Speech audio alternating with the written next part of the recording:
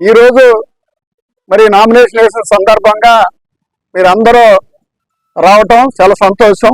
విలేకరులకి మరి మీ ద్వారా కొన్ని విషయాలు కైకలూరు నియోజకవర్గ ప్రజలకు తెలియపరచాలని నా ఆలోచన.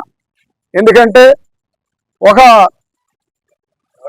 దుర్మార్గపు ఆలోచనలు దళితుల మీద చేస్తూ ఈ కైకలూరులో ఇప్పుడున్న ప్రజెంట్ శాసనసభ్యుడు దూల నాగేశ్వరరావు అనేక ఆరోపణలు, ఎవరో ఒక వ్యక్తి నన్ను నియమించాడని, లేకపోతే వారికి తొత్తని, పేద బడుగు బలహీన వర్గాల ఓటర్లని మభ్యపెట్టే కార్యక్రమం చేస్తున్నాడు దూల నాగేశ్వరరావు.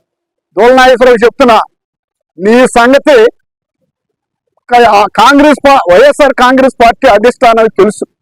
ఎందుకంటే నువ్వు రామ్ ప్రసాద్ని ఓడగొట్టి మోసగించి మోసగాడివని కైకలూరు నియోజకవర్గంలో వైఎస్ఆర్ కాంగ్రెస్ పార్టీ శ్రేణులకు ప్రతి ఒక్కరికి తెలుసు, కార్యకర్తలందరికీ తెలుసు.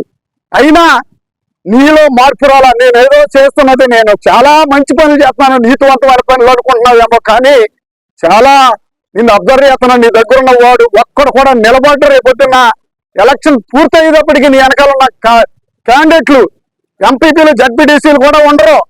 ఎందుకంటే జరిగేది ఎలక్షన్ కాంబినేషన్కి నోబుల్ గారికే తెలుసా.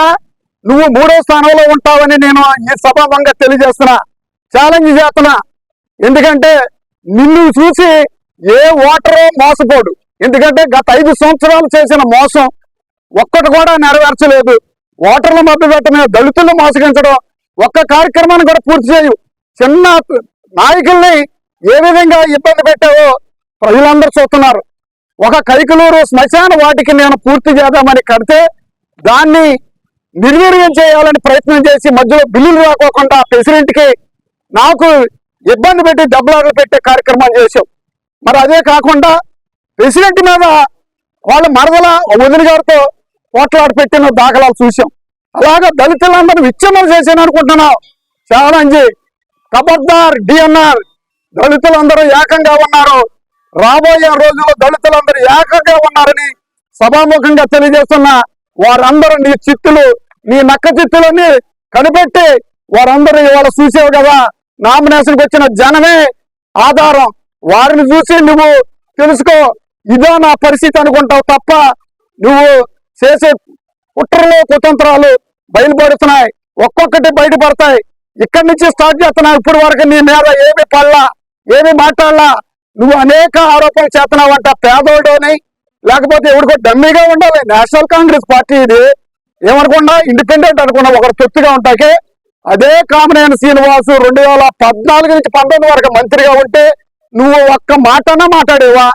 ఒక ఉద్యమం చేసావా? ఉద్యమం చేసింది నేను, ఆయన్ని ఎదుర్కొంది నేను. ఏమనుకుంటున్నావు? జాగ్రత్త. ఎప్పుడు ఇలా దళితుడని సులకనగా చూస్తే మాత్రం ఊరికినే పనే లేదు. దళితులు విర్రవీకి మళ్ళీ నీ అంతు చూస్తారు. జాగ్రత్త. ఏమనుకుంటున్నావు? డిఎన్ఆర్ పబ్లిక్ లో పేదోళ్ళ దగ్గరికి వెళ్ళి మాయ మాటలు చెప్తున్నావు. అది నీ మాయ మాటలు ఇదే పరిస్థితి. పాపం అమాయకులు తెలియక ఇంకా చిన్న కేడర్ వాళ్ళు వైఎస్ఆర్ కాంగ్రెస్ పార్టీలో ఉన్న వారు నమ్ముతున్నారు. కానీ నువ్వు చేసే కుట్ర నేను బయటకు పడతా. ఇంకా 20 రోజుల్లో ఇంటింటికి వెళ్ళి నువ్వు చేసిన కుట్రని ఇంటింటికి తెలియపడతా. నువ్వు ఈ రోజు నేను ఇలా కాంగ్రెస్ పార్టీకి నిలబడ్డ కారకుడు నువ్వే. ఒక వార్డు మెంబర్ గెలవు ఎదవా సన్నాసని మాట్లాడిన ఎదవే నువ్వు. నీ అంతు చూస్తూనే నా టార్గెట్, నీ ఓటమిని చూస్తూనే నా టార్గెట్.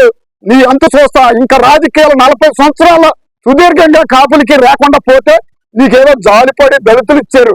మళ్ళీ దాన్ని నువ్వు మళ్ళీ నా కాపుల్ని 40 సంవత్సరాల దాకా పదవి లేకుండా చేసిన మూర్ఖుడివి, దుర్మార్గుడివి.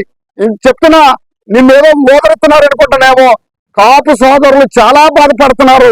మమ్మల్ని పతాళంలో తొక్కేసాడు అనుకుంటున్నారు. వారు వారి మాటలు చూస్తుంటే స్వేచ్ఛ లేని జీవితాన్ని జీవిస్తున్నానని నీ వెనకాల నా కేడర్ అంటున్నారు.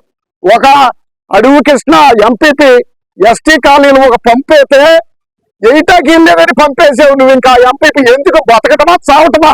నీ వెనకాల నాయకులు ఏడుతున్నారు. నీకు తెలియట్లేదమ్మా. నీ వెనకాల నుండి నీకే పోయి తీస్తున్నారు.